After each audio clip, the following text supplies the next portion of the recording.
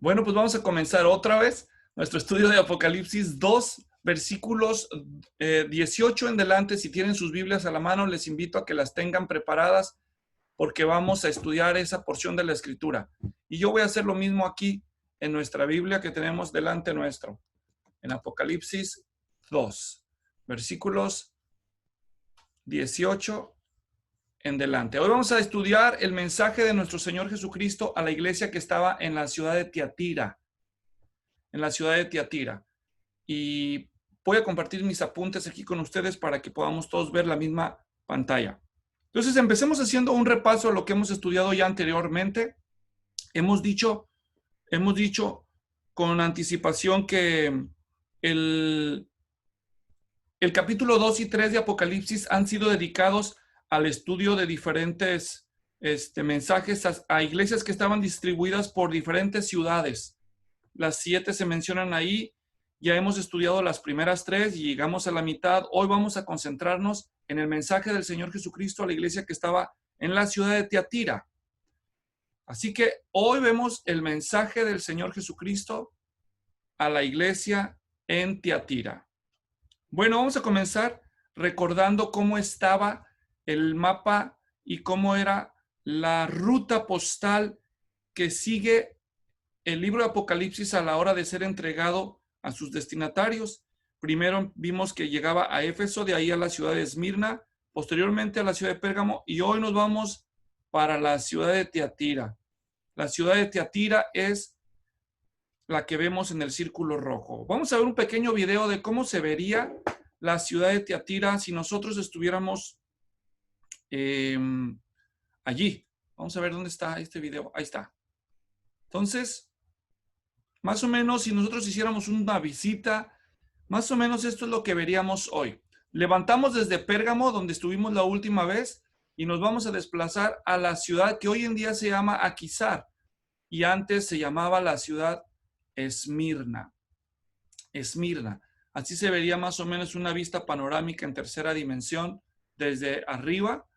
Y la ciudad es una ciudad habitada hasta el día de hoy, a diferencia de la ciudad de Pérgamo, que ya no es habitada. La ciudad donde estuvo Tiatira, bueno, Tiatira ya quedó debajo de la ciudad actual, y ahí donde ven ese punto, todavía hay una iglesia cristiana en esa ciudad, una iglesia que relata sus orígenes hasta los tiempos bíblicos. Entonces, ahí se vio más o menos Tiatira cómo está. Vamos a comenzar leyendo la introducción. Para eso le voy a dar la oportunidad a uno de ustedes, a Jesús García, que ponga su micrófono y nos haga el favor de leer ese párrafo de introducción, por favor. Debajo de la actual ciudad turca de Aquisar se encuentran los restos de la ciudad de Tiatira, que significa sacrificio continuo, según Carballosa. Aquisar es famosa por sus alfombras, pero Tiatira lo fue por su comercio, especialmente de tinta. Muy bien, gracias. ¿De qué? De tinta, ¿verdad? De tinta. Qué interesante, ¿no? Tinta. Muy bien, seguimos leyendo. Carolina, ya que estás ahí, por favor. Acaba de retirarse un ratito, pastor. Perdón. Haznos el favor entonces tú. Ok. El segundo párrafo. Debajo de las... Ok. Tiatira se encuentra a 40 millas, 64 kilómetros al sureste de Pérgamo. Fue construida como un puesto militar para detener los ataques en contra de Pérgamo. En el año 190 a.C., de ser una ciudad bajo el control griego, pasó a ser de los romanos. Gracias a eso, gozó de paz y crecimiento comercial.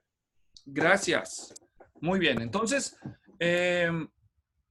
como podemos ver, la ciudad no era muy importante comparativamente hablando. Es decir, la ciudad principal era Pérgamo en esa región. Pero el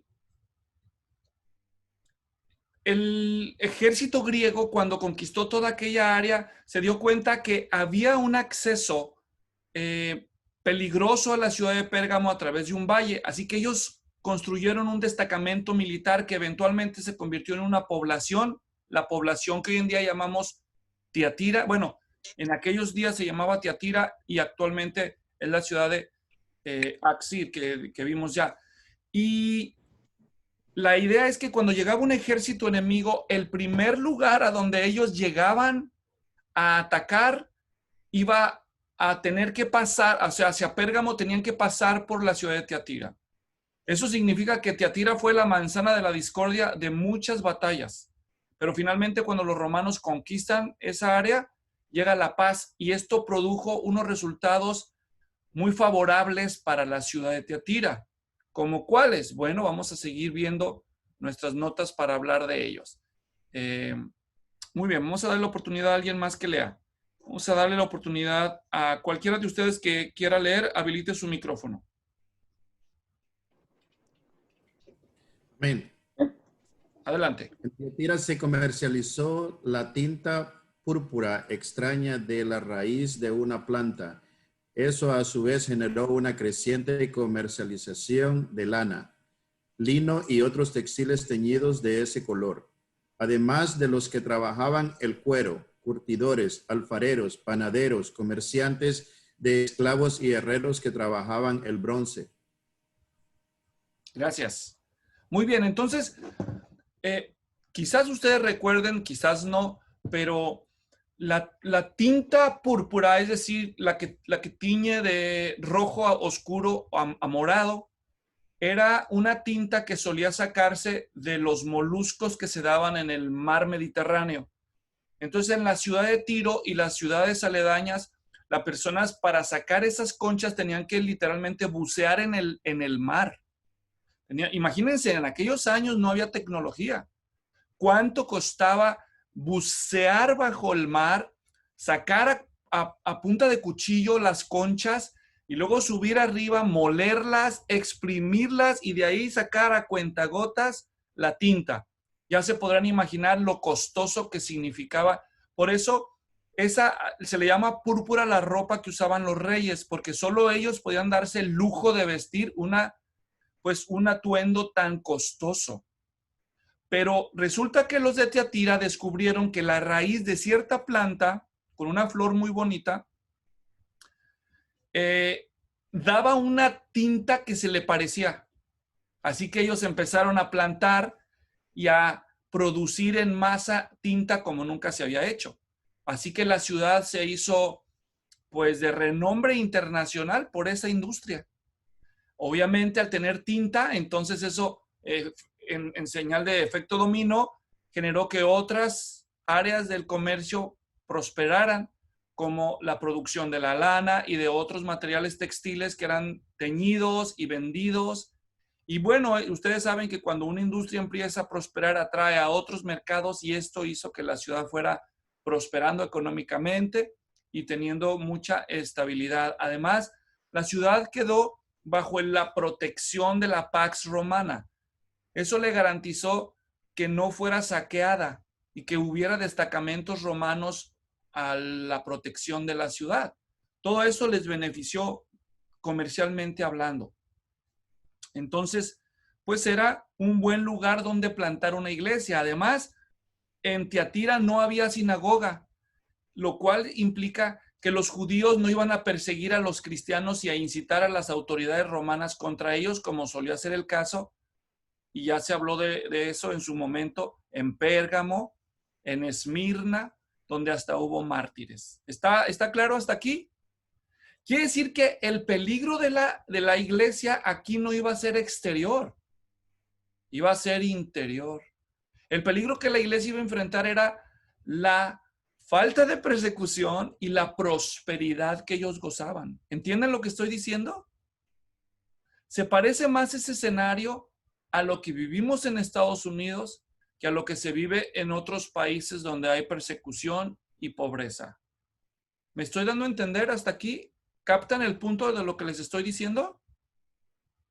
Muy bien. Continuamos entonces viendo nuestros apuntes para seguir adelante con la introducción. Seguimos. Vamos a darle la oportunidad a alguien de ustedes que nos haga el favor de leer el siguiente párrafo. Los dos. En Tiatira no había judíos. La presión de los creyentes venía más de los gremios. MacArthur observa en su comentario lo siguiente: para mantener un trabajo o echar a andar un negocio era necesario ser miembro de un gremio. Cada gremio tenía su deidad patrona, en cuyo honor se celebraban fiestas, que culminaban con sacrificios de carne a los ídolos y con inmoralidad sexual. Los cristianos enfrentaron el dilema de asistir a esas fiestas o posiblemente perder su sustento. La forma en la que algunos en la iglesia de Tiatira estaban manejando la situación hizo que el Señor Jesucristo se preocupara mucho. Es un decir que se preocupara, porque sabemos que el Señor no se preocupa, ¿verdad? Él siempre está tranquilo. Los que deben preocuparse son otros. Pero bueno, es un decir. Así lo dice el doctor John MacArthur en su comentario. Lo que estamos diciendo es que ya había en aquellos tiempos lo que consideramos hoy, les llamamos de otro modo, ya no les llamamos gremios. ¿Cómo les llamamos? Sindicatos. Aquí en Estados Unidos les llaman uniones, pero no es otra cosa que agrupaciones de obreros de un oficio común con el propósito de buscar su beneficio, compartir sus conocimientos y proteger sus intereses. ¿Me doy a entender? Ahora, estando ellos en una cultura religiosa, obviamente tenían sus santos patronos. Bueno, no eran santos, eso ya es otra cosa posterior, pero digamos que tenían sus deidades patronales, es decir, que tenían los dioses que eran propios del oficio. Y a esos dioses se les ofrecían culto y veneración con miras a que los bendijeran y los protegieran en su negocio. Entonces, era difícil ser cristiano comerciante y al mismo tiempo abstenerse de esas idolatrías y de esas parrandas, de esas desenfrenadas fiestas que solían hacer las personas que no tenían preocupaciones espirituales porque no conocían del Señor. Entonces, esos eran algunos de los retos que había en Tiatira. Ahora vamos a seguir leyendo respecto a la iglesia en Tiatira lo siguiente. Vamos a dar la oportunidad que otro de ustedes nos haga el favor de leer. Amén. De las 7 ciudades a las que Juan escribe, Tiatira era la menor, pero su mensaje fue el más largo de todos. La iglesia debió ser fundada como resultado del ministerio de Pablo en Éfeso. Hechos 19:10. Seguramente Lidia y su familia fueron miembros fundadores de la iglesia en Tiatira. Hechos 19:10. Esto continuó por 2 años, la manera que todos los que vivían en Asia oyeron la palabra del Señor, tanto judíos como griegos. Gracias. Y aquí estamos hablando del trabajo que estaba haciendo el apóstol Pablo en uno de sus viajes misioneros en la ciudad de Éfeso, que hizo que se propagara el evangelio por toda aquella provincia. Así que lo más seguro es que la iglesia en Tiatira nació como una respuesta a ese trabajo evangelizador de Pablo y los creyentes de Éfeso. Entonces, en Hechos capítulo 16 se nos menciona una mujer llamada Lidia que era de Tiatira. En unos minutos vamos a leer acerca de eso. Y de hecho vamos a leerlo de una vez. Hechos 19, voy a compartir mi pantalla. Perdón, Hechos 16, quise decir. Ahí está el versículo, dice, y estaba escuchando cierta mujer llamada Lidia. Ahora déjeme hago la aclaración. Aquí Pablo está en Filipos, ¿ok? O sea, si hago yo como una especie de mapa, más o menos esto representaría Turquía. Aquí hay un mar, luego viene la península griega y por acá ya estaría Italia. Todo esto es mar. Entonces, Tiatira está por aquí y Filipos está por acá. Pablo ya había cruzado con sus amigos el mar, llegó a Filipos, pero allá hasta Filipos había una mujer que era de Tiatira. Es decir, esto ya nos enseña cómo se estaba internacionalizando el comercio de Tiatira. Observemos de eso. Dice, estaba escuchando cierta mujer llamada Lidia de la ciudad de Tiatira, vendedora de telas de púrpura. que adoraba a Dios y el Señor abrió su corazón para que recibiera lo que Pablo decía. ¿Qué estamos diciendo con esto? Bueno, que ella en cierto modo, aunque era de Tiatira, ahora recuerden, en Tiatira no había judíos, así que ella no es judía. Ella es gentil. Pero al decir que ella adoraba a Dios, quiere decirnos que ella era lo que se llamaba una prosélito. Un prosélito en los tiempos bíblicos era una persona de raza no judía que se convertía al judaísmo. ¿Me doy a entender? Había tres tipos de personas, religiosamente hablando desde la perspectiva del judaísmo. Los judíos, los prosélitos y los temerosos de Dios. Todos los que no entraban en alguno de estos grupos eran considerados gentiles, incircuncisos, paganos. Ok. Los judíos eran los que eran de sangre hebrea y además que habían pasado por los rituales de la ley de Moisés y cumplían con los requisitos establecidos en el Antiguo Testamento. Los judíos. Aquellos que no eran de sangre judía, pero que eran de cualquier otra nación, pero que se convertían al judaísmo hasta el punto de estar dispuestos a pasar por el rito de la circuncisión, los varones, a ellos se les llamaba prosélitos.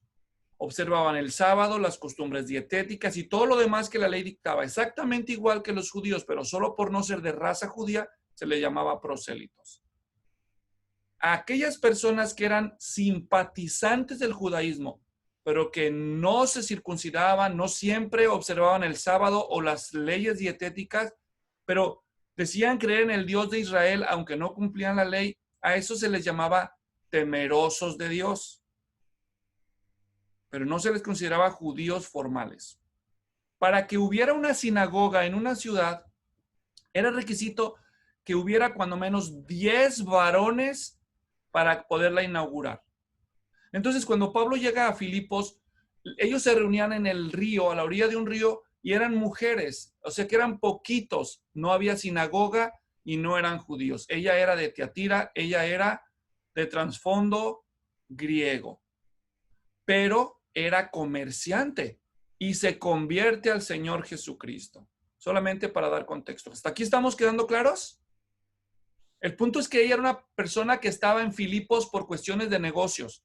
Probablemente hasta pudo tener casa en Filipos, pero su residencia estaba en Tiatira. Así que es muy probable que Lidia, y no solo Lidia, pero también su familia, haya sido uno de los miembros fundadores en la iglesia de Tiatira. ¿Hasta aquí está claro? Y digo, y su familia, porque en el texto de Hechos leemos que también su familia se convirtió al Señor. Y de hecho, los voy a llevar a esa parte. Busquen conmigo, por favor, Hechos 16, versículo 15. ¿Quién tiene la Biblia lista y me hace el favor de leerla? Hechos 16, 15. ¿Alguien lo tiene? ¿Que lo quiera leer? Adelante. Y cuando fue bautizada y su familia nos rogó diciendo, si habéis juzgado que yo sea fiel al Señor, entrad a mi casa y posad. Y nos obligó a quedarnos. Gracias. Entonces, como podemos ver, no solo Lidia, pero su familia, inmediatamente fue una persona muy hospitalaria y generosa a la causa de Cristo y del Evangelio y al ministerio del apóstol Pablo.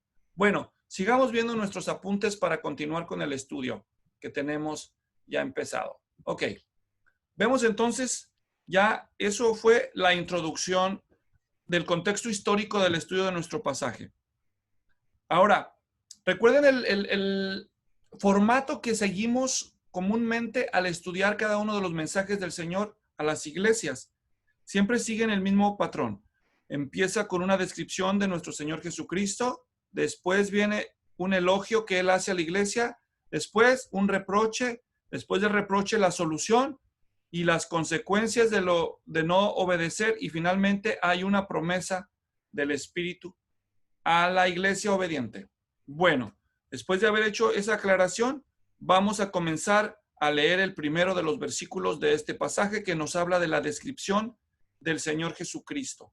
Vamos a ver que el pasaje empieza diciendo escribe, ya saben que esa es una orden imperativa que el Señor Jesús está dando al principio de cada mensaje, al ángel de la iglesia. Ya dijimos en su tiempo que el ángel puede representar ya sea un ángel literal, una criatura angelical que es la representante espiritual de la iglesia. Yo sé que la iglesia no es un edificio, pero pues así la representamos nomás. Hagan de cuenta que eso es una iglesia. Entonces, puede representar el ángel, digamos que estas son las alitas, así los pintan pues, yo no sé si así son, o puede representar el pastor. Hay diferentes opiniones. Sea como sea, pues está hablando a una persona que tiene autoridad. Es muy probable que se refiere al pastor. Bueno, aquí el Señor Jesucristo se introduce como el Hijo de Dios, como el Hijo de Dios. Y creo que va a ser bueno en este punto que leamos primero todo el pasaje. Le voy a dar la oportunidad a Rafael que nos haga el favor de leer Apocalipsis capítulo 2, versículos 18 hasta el final del capítulo, que es el 29. ¿Nos puedes hacer ese favor, Rafael? Claro que sí. Gracias. A la iglesia de Tiatira. Y escribe al ángel de la iglesia en Tiatira, el Hijo de Dios, que tiene ojos como de llama de fuego y cuyos pies son semejantes al bronce bruñido. Y dice esto: yo conozco tus obras, tu amor, tu fe, tu servicio y tu perseverancia, y que tus obras recientes son mayores que las primeras. Pero tengo esto contra ti, que toleras a esa mujer Jezabel, que se dice ser profetisa y enseña y seduce a mis siervos a que cometen actos inmorales y coman cosas sacrificadas a los ídolos. Le he dado tiempo para arrepentirse y no quiere arrepentirse de su inmoralidad. Mira, la postraré en cama y a los que cometen adulterio con ella los arrojaré en gran tribulación. Si no se arrepienten de las obras de ella, y a sus hijos mataré con pestilencia, y todas las iglesias sabrán que yo soy el que escudriña las mentes y los corazones, y os daré a cada uno según vuestras obras. Pero a vosotros, a los demás que están en Tiatira, a cuantos no tienen esta doctrina, que no han conocido las cosas profundas de Satanás, como ellos las llaman, os digo, no os impongo otra carga. No obstante, lo que tenéis, retenedlo hasta que yo venga. Y al vencedor, al que guarda mis obras hasta el fin, le daré autoridad sobre las naciones, y las regirá con vara de hierro, como los vasos del alfarero son hechos pedazos. Como yo también he recibido autoridad de mi Padre, y le daré el lucero de la mañana. El que tiene oído, oiga lo que el Espíritu dice a las iglesias. Muchas gracias. Bueno, como pudimos ver, el pasaje es largo, tiene 12 versículos. Vamos a ver si hoy, aunque sea, alcanzamos a ver la mitad de ellos. Bueno, ya vimos que se introduce al Señor Jesucristo como el Hijo de Dios. ¿Saben ustedes que esta es la única vez en todo el libro de Apocalipsis que el Señor Jesucristo se menciona como el Hijo de Dios? Y no solamente eso, sino que es Él mismo el que se presenta de esta manera. Ahora, ustedes deben recordar lo que eso implica. La frase Hijo de Dios literalmente tiene una alusión a la divinidad, a la deidad de nuestro Señor Jesucristo. No nada más es Hijo de Dios, sino que quiere decir Hijo de la misma naturaleza.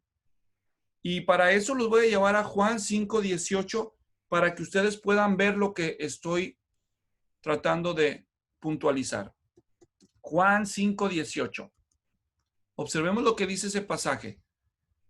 Dice, entonces, bueno, para que tengan contexto, el Señor Jesús les acaba de decir a los judíos, pero Él les respondió, hasta ahora mi Padre trabaja y yo también trabajo. Y Él estaba hablando de Dios, claro, de Dios Padre.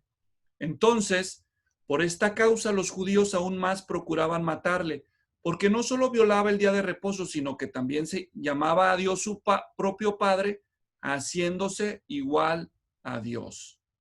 Entonces, los judíos captaron muy bien el mensaje. Cuando el Señor Jesús dice que Dios era su Padre, ellos captaron muy bien el mensaje y el mensaje era el siguiente. Si Dios es su Padre, entonces Él tiene naturaleza divina. Eso es lo que ellos entendían.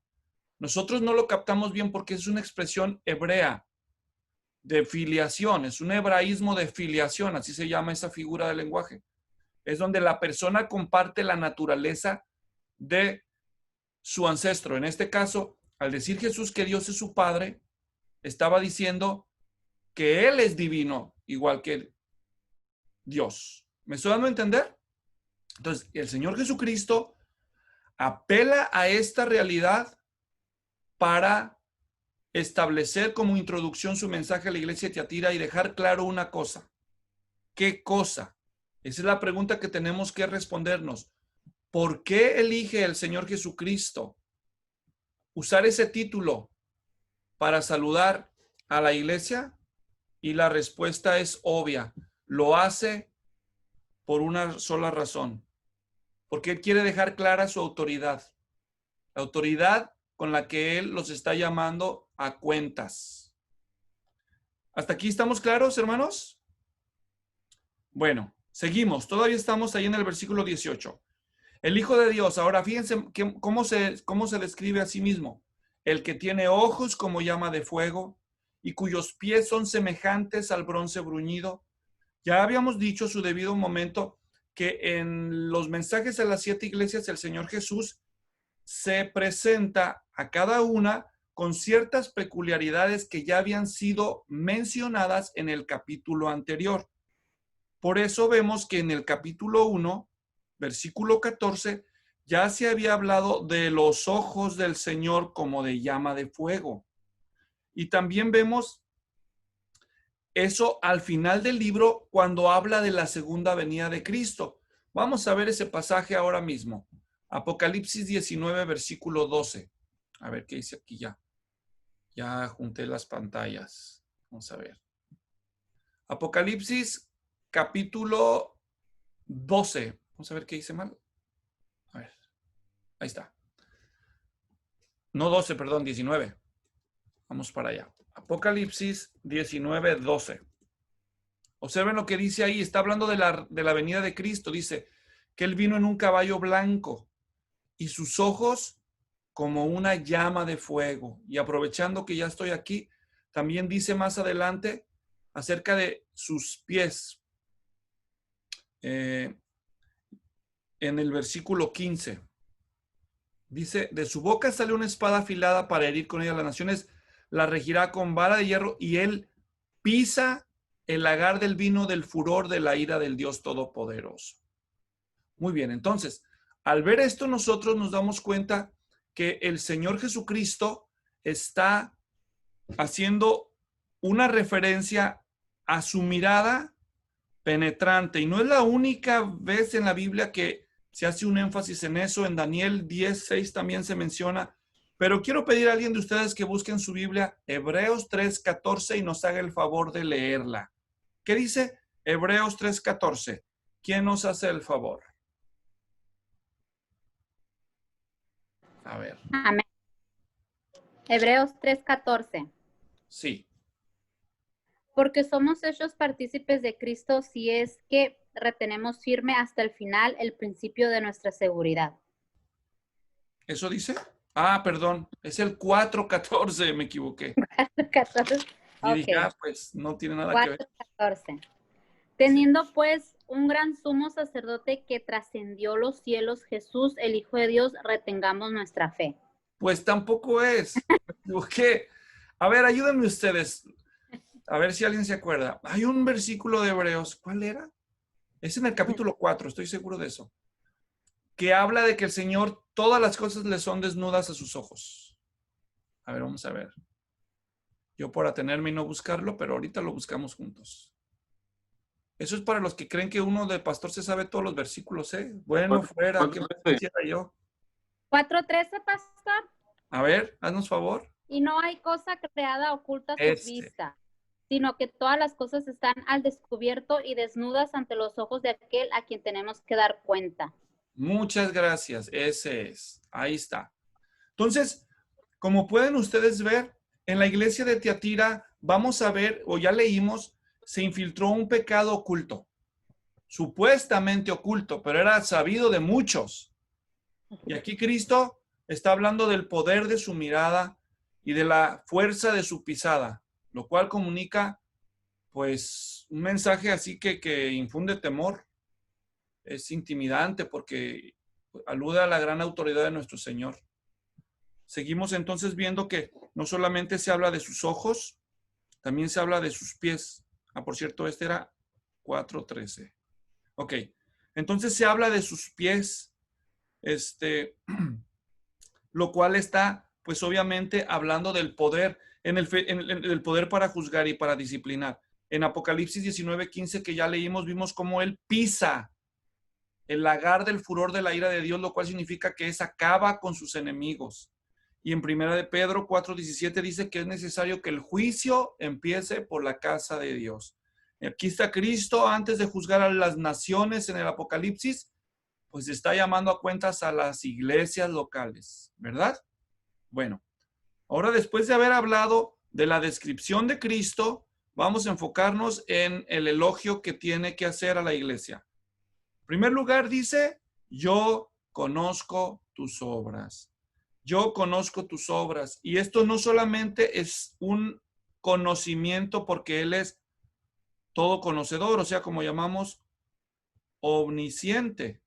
Claro, Él es omnisciente, es decir, omni significa todo en latín y ciencia significa conocimiento. Él es todo conocimiento, todo lo conoce. Pero no solamente está diciendo Cristo que Él todo lo conoce, sino que a través de esta expresión, yo conozco tus obras, lo que está haciendo es no solo un conocimiento, sino un reconocimiento. Un reconocimiento. Cristo está haciendo un elogio a las cosas que hacen bien. No es la primera vez que hablamos de esto. Casi se repite en todos los mensajes.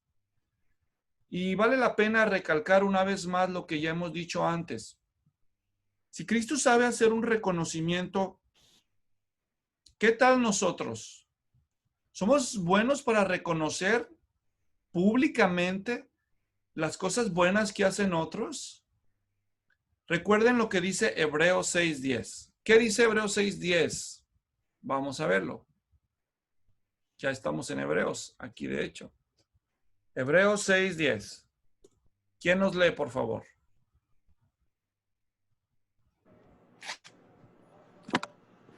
Porque Dios no es injusto como para olvidarse de vuestra obra y del amor que habéis mostrado hacia su nombre, habiendo servido y sirviendo aún a los santos. Gracias. Entonces, Dios no es injusto, ¿para qué? Para olvidarse. ¿De qué? De vuestras obras y del amor que han mostrado hacia su nombre.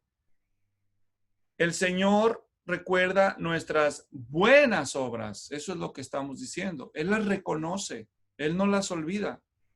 Ahora, tengo una pregunta. No me la contesten, pero igual se las hago. ¿Tú eres bueno para reconocer las buenas obras de los demás? ¿Eres bueno?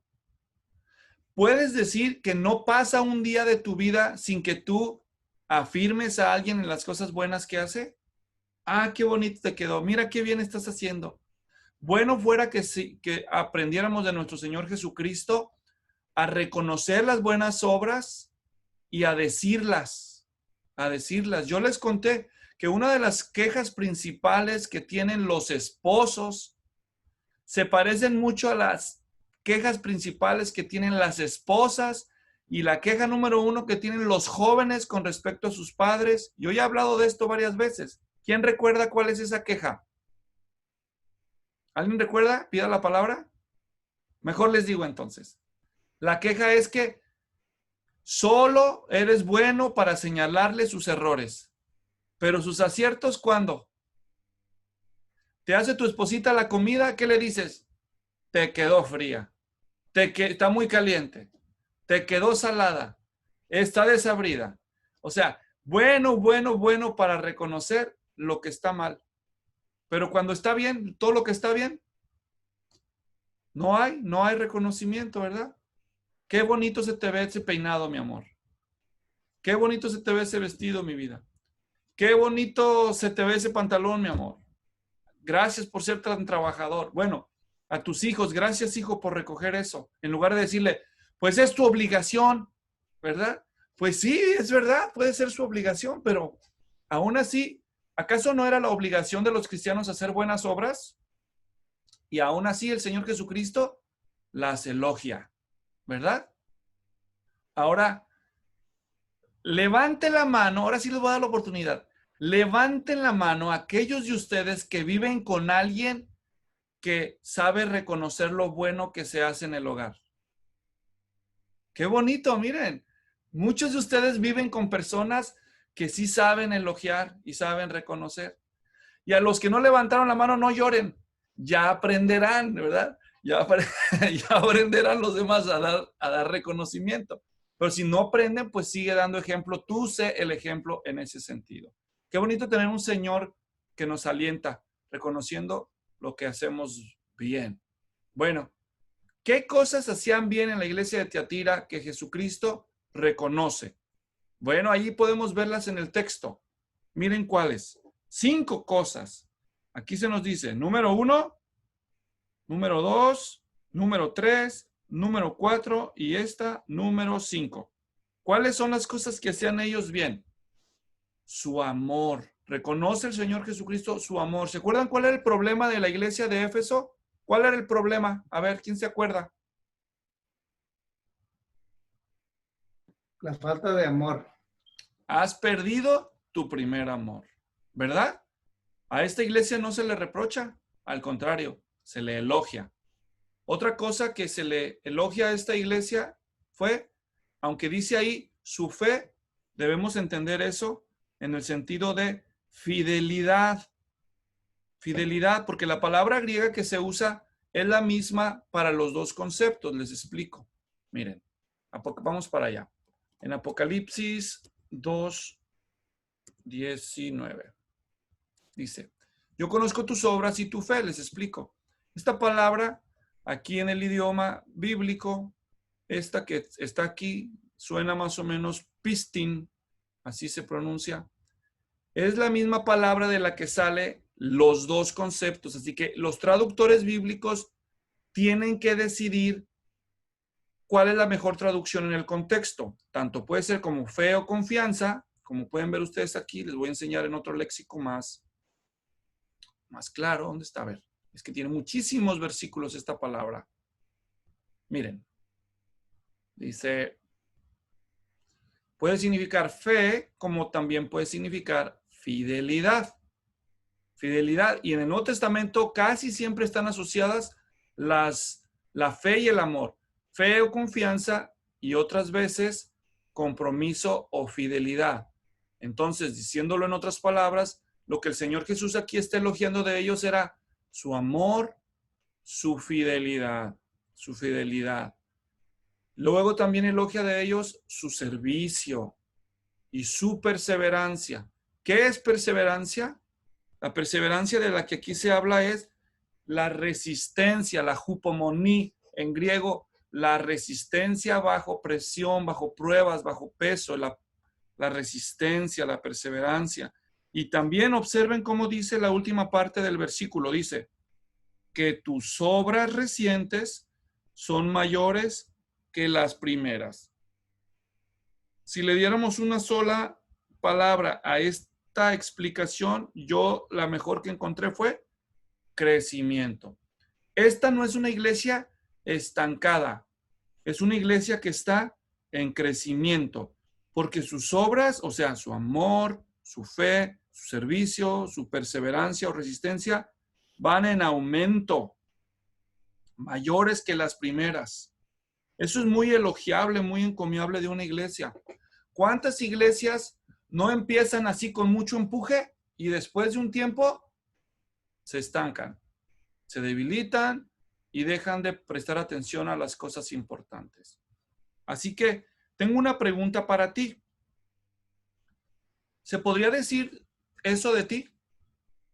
¿Se podría decir eso de ustedes si el Señor Jesucristo viniera nos visitara o nos mandara una carta, ¿podría decir eso de nosotros? ¿Podría decir, reconozco tu amor, reconozco tu resistencia, reconozco tu compromiso? Puedo ver en ti crecimiento, que tus obras posteriores son mayores que las primeras. ¿Podría decir eso el Señor Jesús?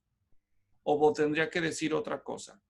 Y de todos nosotros como iglesia, ¿qué diría?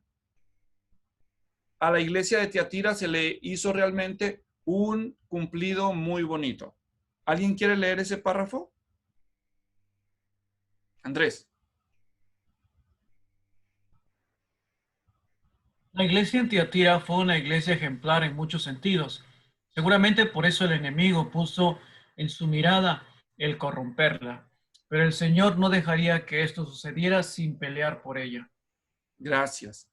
Entonces ahora entendemos por qué el Señor Jesús está hablando con esa iglesia, porque le importa lo que está sucediendo ahí y también porque el enemigo ha puesto sus ojos para corromper esa iglesia por causa de sus obras sobresalientes.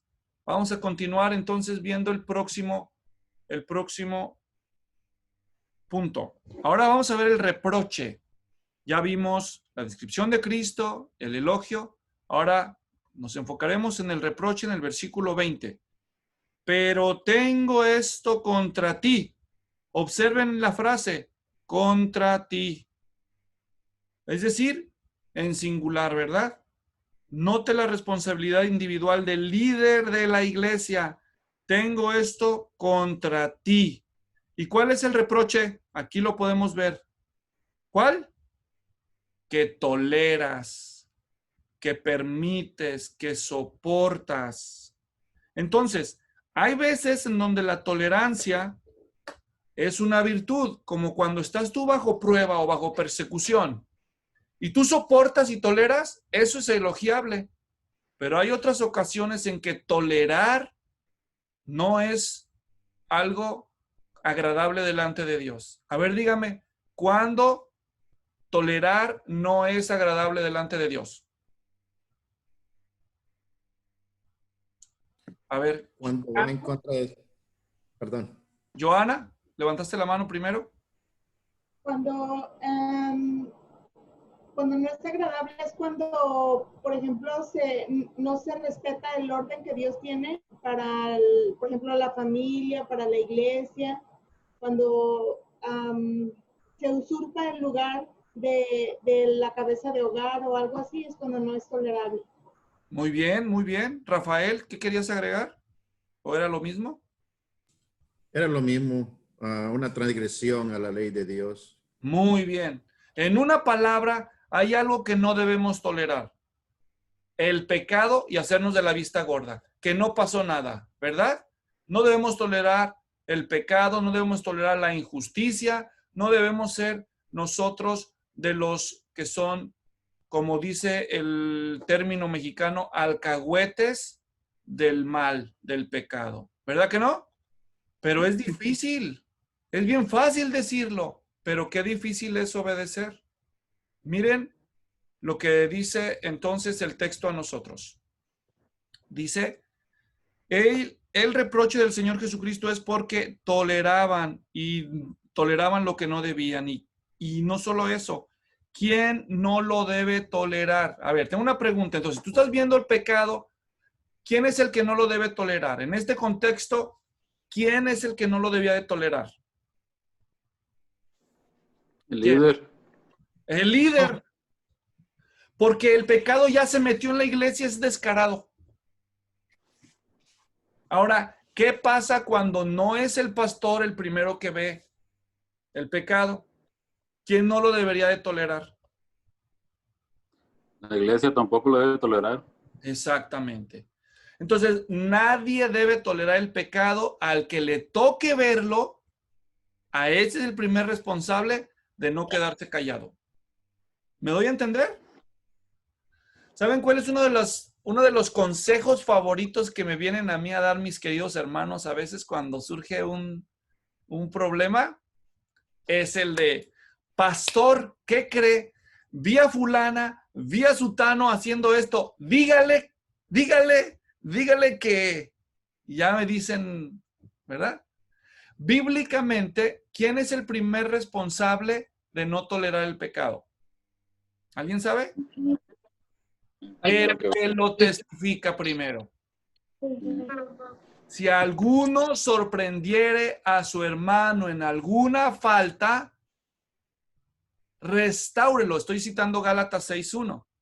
El que lo cache en la maroma, decimos vulgarmente, ¿verdad? El que lo cache en la maroma es el responsable. Ahora, quiero hacer una aclaración. Eso no significa que debemos andar con el bate en la mano de policías, nomás viendo a ver quién comete un error para caerle en la cabeza, ¿verdad?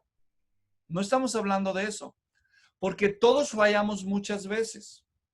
De lo que estamos hablando es cuando hay pecado público y sobre todo recurrente. Porque a veces que nosotros pecamos y ni siquiera tenemos necesidad de que alguien venga y nos reprenda, porque ya sabemos que hicimos mal.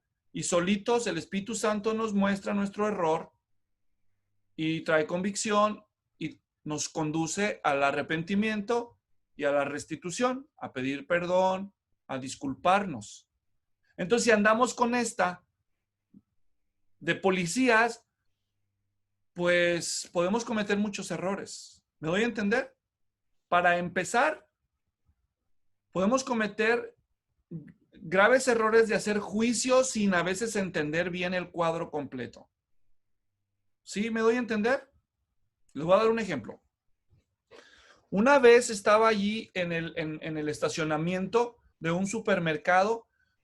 Una familia llegó, se baja del carro, uno de los niños, y cuando se baja el niño, tendría sus 10 años de edad, probablemente el niño, se baja y delante de toda la gente, se baja el cierre y se empieza a orinar en público delante de todos, así en la calle, pero enseñando su cuerpecito. Y los papás no se daban cuenta o se decían de la vista gorda, esa era la impresión que daban, pero en lo que se bajaron del vehículo, el niño ya estaba acá exhibicionista, ¿no? Y además orinando. Entonces, un hombre que está viendo la escena, le empieza a gritar al niño, ¡Ey, niño cochino! No seas sucio, por eso no los quieren. Eso sucedió aquí en Estados Unidos y eran hispanos. Entonces, cuando se baja el papá, el hombre empieza a maltratar al papá. Bueno, no lo maltrató, pero le empezó a decir, mire nada más, eduque a su hijo, mire nada más, qué cochino y qué vergüenza. Y el papá no sabía ni qué, no se había dado cuenta. Entonces voltea y ve al niño y lo agarra y pues le dice, no, no hagas eso y que no sé qué. Y el hombre que lo estaba reprendiendo era cristiano. Yo lo conozco. Entonces, el papá del niño le dice, discúlpenos, nuestro hijo es autista y no tiene su capacidad completa. Entonces el cristiano se dio cuenta que habló muy rápido. ¿Se da cuenta usted lo que estamos hablando? Entonces, muchas veces nosotros somos muy prontos para hacer un juicio y metemos la pata. ¿Sí me explico? Entonces, hay que ser moderados. Es decir, no debemos tolerar, pero también debemos ser cautelosos de no precipitarnos antes de tiempo. Dar la oportunidad a ver si la persona se da cuenta de su problema, se disculpa, hace algo al respecto o simplemente se endurece y sigue repitiéndolo de modo que sí amerite pues una llamada de atención respetuosa, bíblica. De preferencia privada, si es posible, a menos que sea muy público, pues habrá que hacerlo en público en unas ocasiones. ¿Hasta aquí estoy claro? ¿Sí? Bueno, pero no debemos tolerar el pecado. ¿Ok? Entonces, esta iglesia está enfrentando un desafío. La iglesia de Esmirna sufrió persecución. La iglesia de Pérgamo sufrió persecución. La iglesia de Tiatira no. el problema de la iglesia no vino de afuera. ¿Dónde vino? De adentro. Una persona que dice ser miembro de la iglesia empieza a profetizar en falso y a promover pecados. El apóstol Pablo, probablemente 30 años antes de que se escribiera este libro, él dijo unas palabras a la iglesia que estaba en Éfeso. Y quiero llevarlos para allá por un momento. Están en Hechos capítulo 20, versículo 30. Y voy a dar la oportunidad que el primero de ustedes que lo encuentre me pida la palabra y lo lea para todos nosotros. Hechos 20, 30. Bueno, 29 y 30. ¿Quién lo quiere leer? José. 20. Abre tu micrófono y léelo. Porque yo sé que después de mi partida entrarán en medio de vosotros lobos rapaces que no perdonarán el rebaño, y de vosotros mismos se levantarán hombres que hablen cosas perversas para arrastrar tras sí a los discípulos. Gracias. Pablo dijo, vendrán lobos rapaces, entrarán lobos rapaces, es decir, de gente de afuera que quiere acabar con las ovejas. Dice, pero de ustedes mismos se levantarán también. Ataques de afuera, ataques de adentro. Cuando la iglesia no es perseguida, entonces no significa que no va a ser atacada. El ataque puede venir de manera más sutil por dentro. Y eso es lo que le pasa a la iglesia en Tiatira. La iglesia en Tiatira es sufre un problema muy serio. Hay una mujer ahí. ¿Cómo le llama el texto? ¿Alguien lo observó? ¿Cómo? Jezabel, ¿Y quién fue Jezabel? la reina Nicúa. ¿Qué? Es que yo tenía un libro de los testigos de Jehová que se llamaba, mi libro de historias bíblicas, de ahí salía la reina Inicua, Jezabel. Ah, no entendí. Muy bien. Era la esposa del rey Acab. Muy bien. Vamos a leer un poco acerca de esa señora. No, estaba tremenda esa señora. Vamos a Primero de Reyes, por favor. Primer libro de los Reyes, capítulo 16. Vamos a buscar Primero de Reyes 16, versículos 30 y 31. ¿Quién lo tiene? Amén. A ver, 16, lea. 30 y 31. Gracias. Y Acab, hijo de Omri, hizo lo malo a los ojos del Señor más que todos los que fueron antes que él. Y como si fuera poco, el andar en los pecados de Jeroboam, hijo de Nabat, tomó por mujer a Jezabel, hija de Baal, rey de los Sidonios, y fue a servir a Baal y lo adoró. Y ahora, o sea, como pueden ver, estos ya se metieron a la idolatría. Ahora pásate al versículo 18, al capítulo 18, por favor, y léenos el versículo 4. También aquí lo estoy poniendo en la pantalla. ¿Qué dice?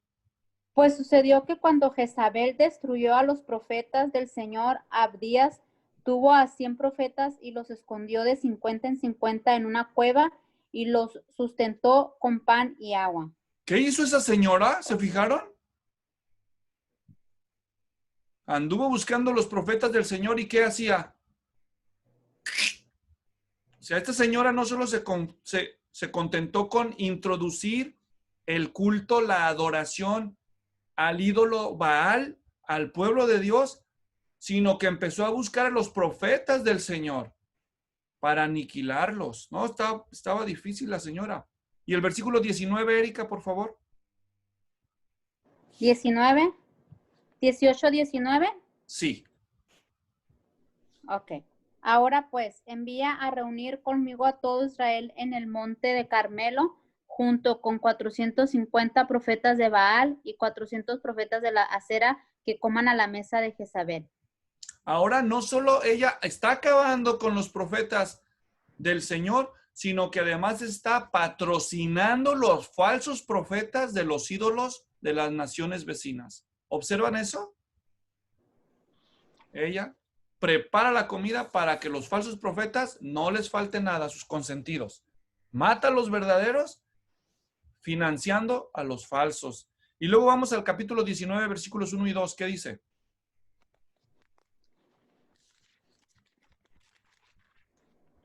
Y Acab le contó a Jezabel todo lo que Elías había hecho y cómo había matado a espada a todos los profetas. Entonces Jezabel envió un mensajero a Elías, diciendo, así me hagan los dioses y aún me añadan, si mañana a esta hora yo no he puesto tu vida como la vida de uno de ellos. Lo que está diciendo Jezabel es el juramento más solemne, diciendo, juro por mis dioses, ese es el equivalente, así lo decían ellos. Así me haga Dios y aún me añada, eso significa, ella dice, juro por Dios que voy a matar a Elías, el profeta del Señor. No, esa señora estaba filosa. Y no solo eso. Vamos al capítulo 21. Ahí sí les voy a compartir la pantalla porque esta es una lectura un poco más larga. Quiero que observen. Un día el rey se levantó en la depre, ¿no? El rey Acab. Bueno, vamos a leer desde el versículo 5.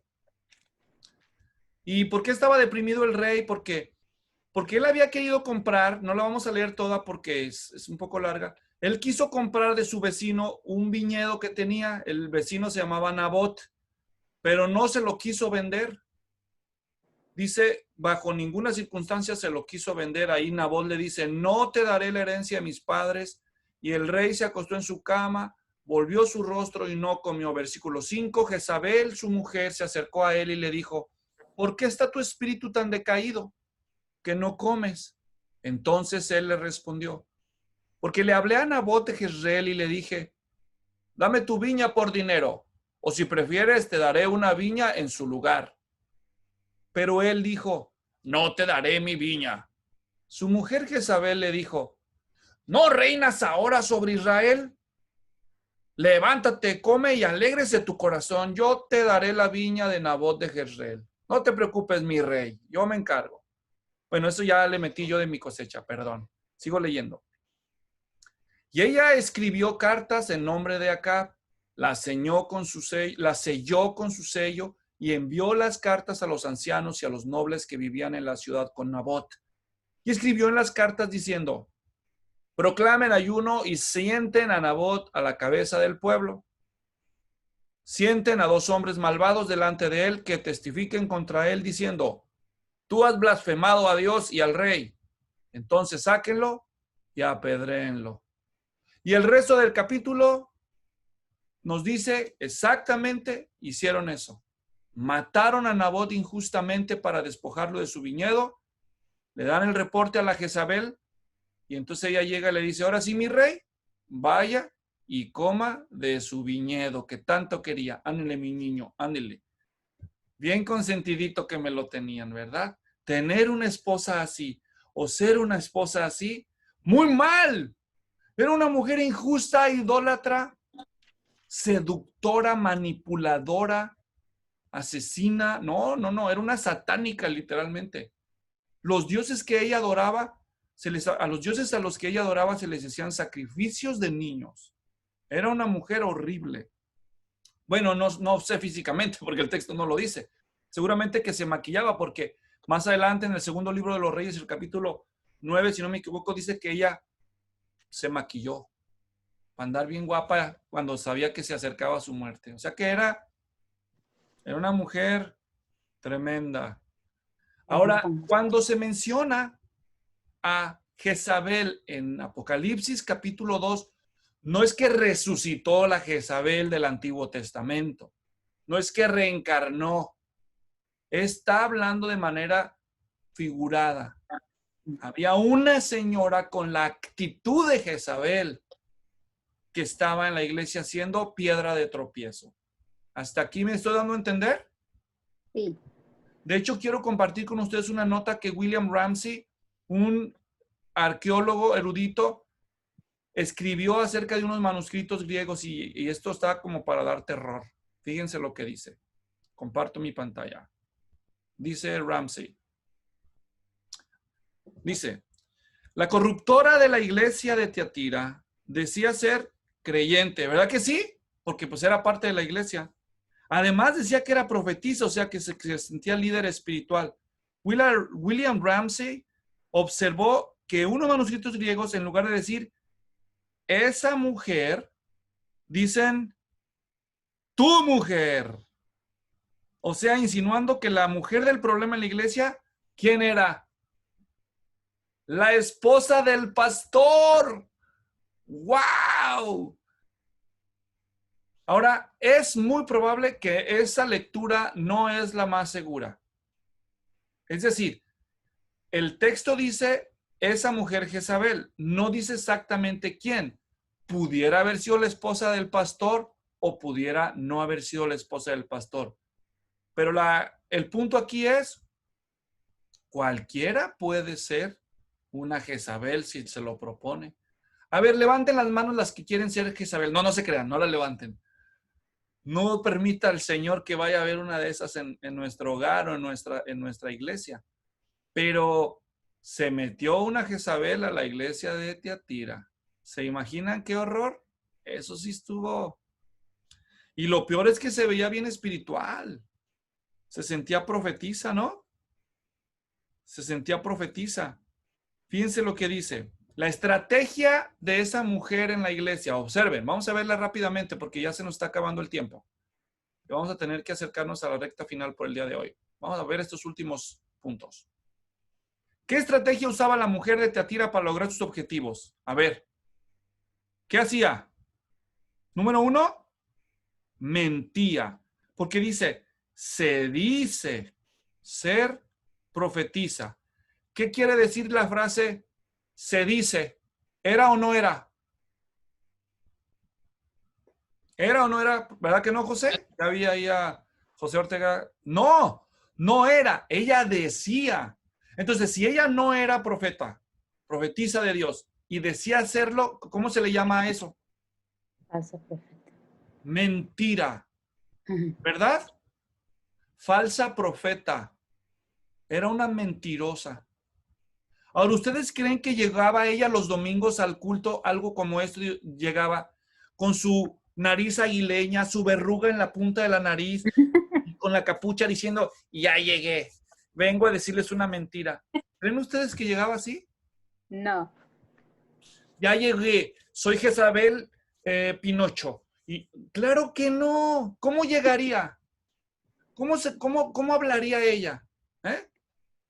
Como nosotros. Como Claro, seguramente que cuando ella profetizaba se veía muy espiritual, ¿verdad? Muy santa. A lo mejor ella no traía ella una Biblia de estas. Ella no traía una Biblia de estas. Traía una de estas. Así, para que todos vean. Lloraba a lo mejor. O sea, ya me la puedo imaginar. Ya me la puedo imaginar. Era la que traía la falda más larga. Era la que se veía más amable. Era una mentirosa. ¿Qué esperaban? ¿Qué esperaban? ¿Que llegara con cuernos y con cola y trinchete? No, pues claro que no. Oiga, hermana, ¿y por qué supo su zapato de pata de cabra y del otro pata de pollo? Pues no, claro que no. Ella era una maestra del disfraz. Seguramente muchos la consideraban la hermana más espiritual de la congre. Cuando le decían, hermana, tengo una duda, ¿a quién le pido consejo? Vaya con hermana Jezabel, por favor. Vaya con hermana Jezabel. Claro que no se llamaba Jezabel. ¿Qué nombre le ponemos? Bueno, no le pongan, no vaya a ser que vaya a ser el nombre de una de ustedes y luego salgamos ofendidos. ¿Verdad, Rafael? Si Jezabel no es un espíritu, pastor. Bueno, hay un espíritu que le llaman espíritu Jezabel en honor a esa señora. Es decir, esa actitud. Algunos dicen que es un demonio. Puede ser que algún demonio le encantó tanto como a Jezabel que ahora se llama Jezabel. Yo no sé, pero está describiendo una actitud. ¿Me doy a entender? Fíjense bien, aprovecho esto que Rafael pregunta porque es muy buena pregunta. Hoy en día, los demonios se ponen nombre de seguro que sí, ¿verdad? O tienen nombre de seguro que sí. Y puede haber demonios que digan que son Jezabel o que le dicen el espíritu de Jezabel es un demonio específico. Puede ser que sí, pero esto quiero dejar claro. Si la Biblia dice que Jezabel, la esposa de Acab, era mala, nunca la justifica la Biblia Por decir es que estaba endemoniada, pobrecita. Cuando era niña la consagraron a Baal y se le metió el demonio de Jezabel y hasta por eso le pusieron su nombre. No, tú no encuentras eso en la Biblia. Todo lo contrario. Tú ves que se le hace 100% responsable a ella de su maldad. ¿Captan el punto de lo que estoy diciendo? Hoy en día se ha desproporcionado la doctrina de la demonología para justificar muchísimos pecados de personas que no quieren hacerse responsables de su pecado. ¿Me doy a entender? Eso es una realidad. ¿Creemos en la existencia de los demonios? Claro que sí. ¿Incitan los demonios el pecado? Claro que sí. ¿Son las personas inocentes de sus pecados solo porque son influidas por demonios? Según la Biblia, ¿qué leen ustedes? No. ¿No? Una orden universal a todos los seres humanos, ¿saben cuál es? Arrepiéntanse. ¿Qué quiere decir eso el Señor? ¿Quién es responsable del pecado? Cada ser humano. No hay ni una sola orden universal en la Biblia que diga autolibérense, pasen por exorcismo todos, pasen por el ministerio de liberación. O sí hay. Digo, muéstranmelo porque hasta donde yo he leído, y la he leído muchas veces, no estoy presumiendo, solamente estoy diciendo, yo no he visto eso. Cristo no dijo, ir y hacer discípulos, ir por todo el mundo y predicar el evangelio y liberad a todos las naciones. No dice eso. ¿Habrá algunos que sí van a necesitar liberación? Pues sí. En cierto modo, todos estamos bajo el poder del maligno. No necesitas que se te meta, aunque te quede afuera, y aún así eres responsable de tu pecado.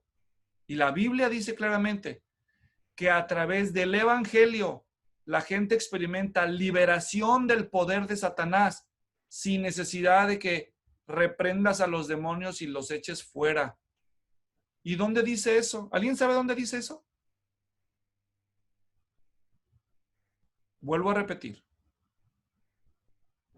La Biblia dice en un pasaje que aunque toda la gente está cautiva por el poder de Satanás, espiritualmente hablando, lo que libera a las personas de ese poder satánico no es pasarlas por el exorcismo, sino es exponerlas a la verdad para que a través del arrepentimiento y la fe en nuestro Señor Jesucristo, es decir, a través del poder del evangelio, las personas experimentan la liberación de Satanás. José, ¿cuál es ese pasaje? ¿O cuál es tu pregunta?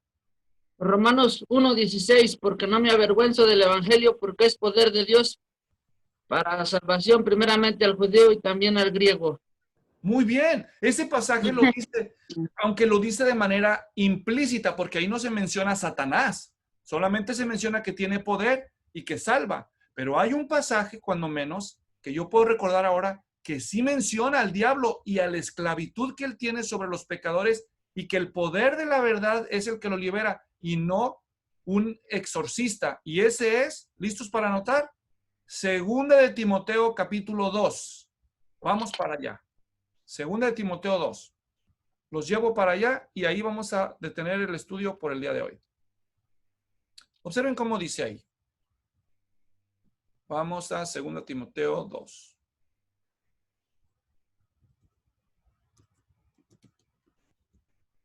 Observemos el versículo 24 para agarrar el contexto y todos quede claro. Observen cómo dice.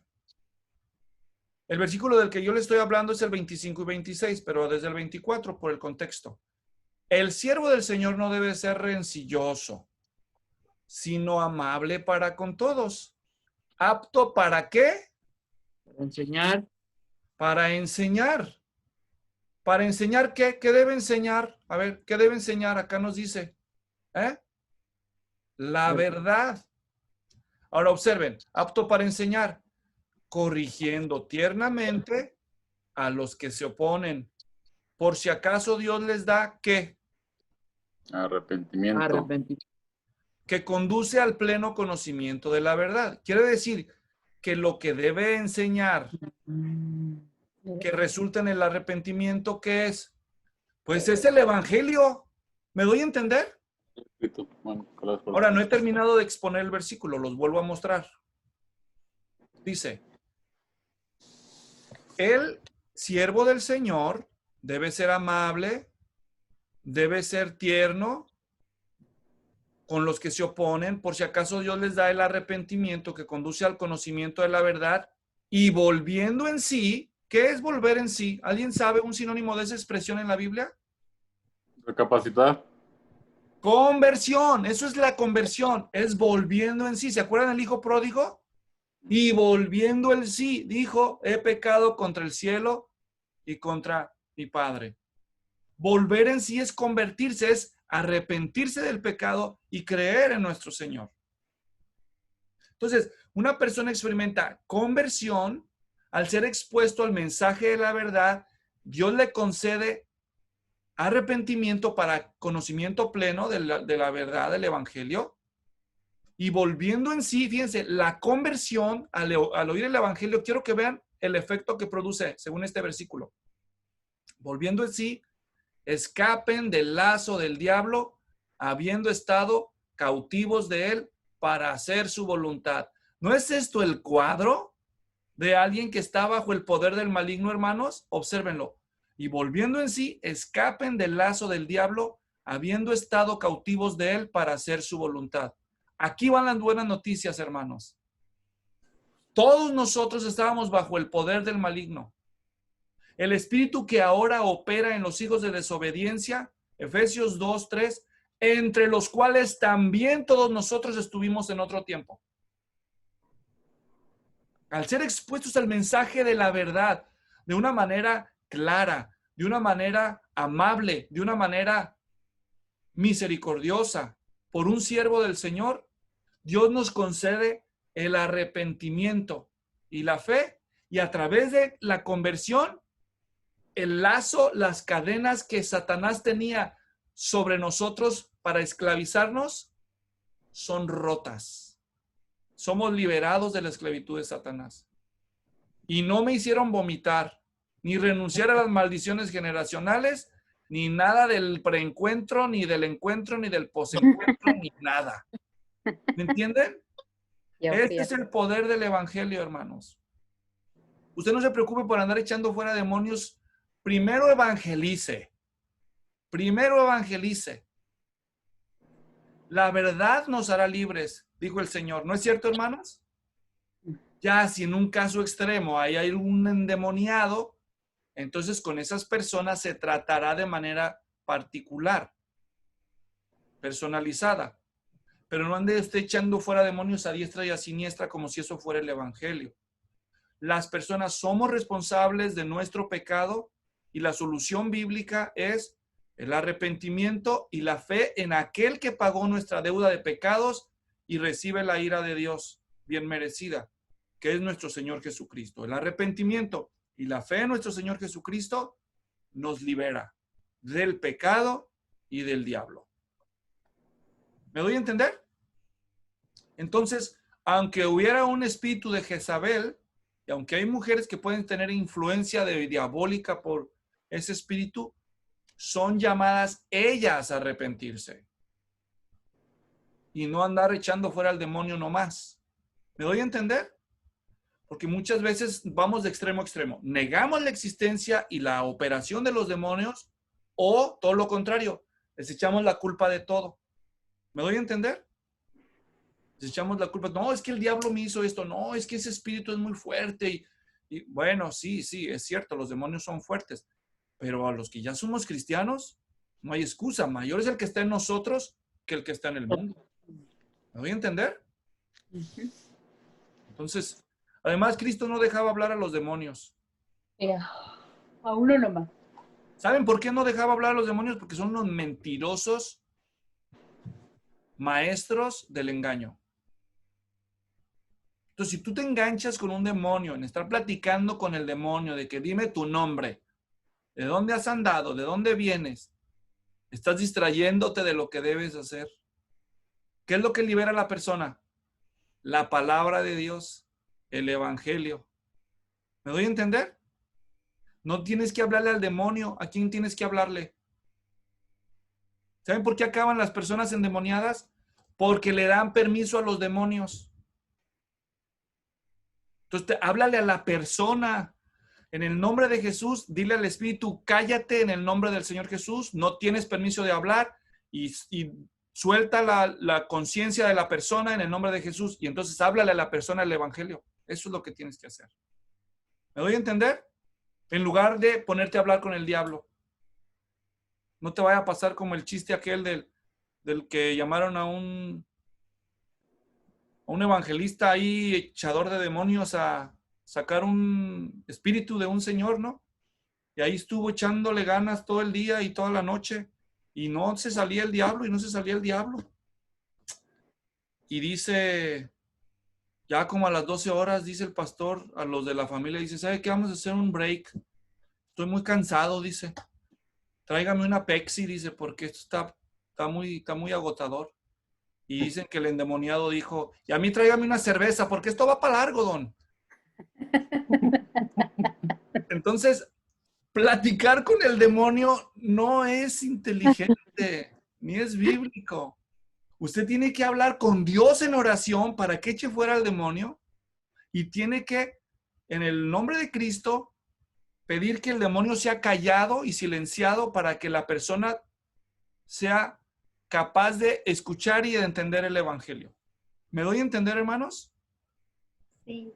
Eso es lo que uno tiene que hacer, en lugar de distraerse con los diablos. Miren, los diablos son unos maestros del engaño. Un demonio te puede amenazar de muerte, te puede tratar de intimidar, que te va a matar a tus hijos. ¿Para qué quieres oír eso? Y ya cuando la ve perdida, el demonio cambia de ser un asesino a ser un chillón. Empieza a decir, no me saques, es mi casa, mira, no le hago daño, además él me dio permiso. O sea, no tienes nada que hablar con ellos, son unos mentirosos charlatanes. ¿Por qué quisieras perder tu tiempo en eso?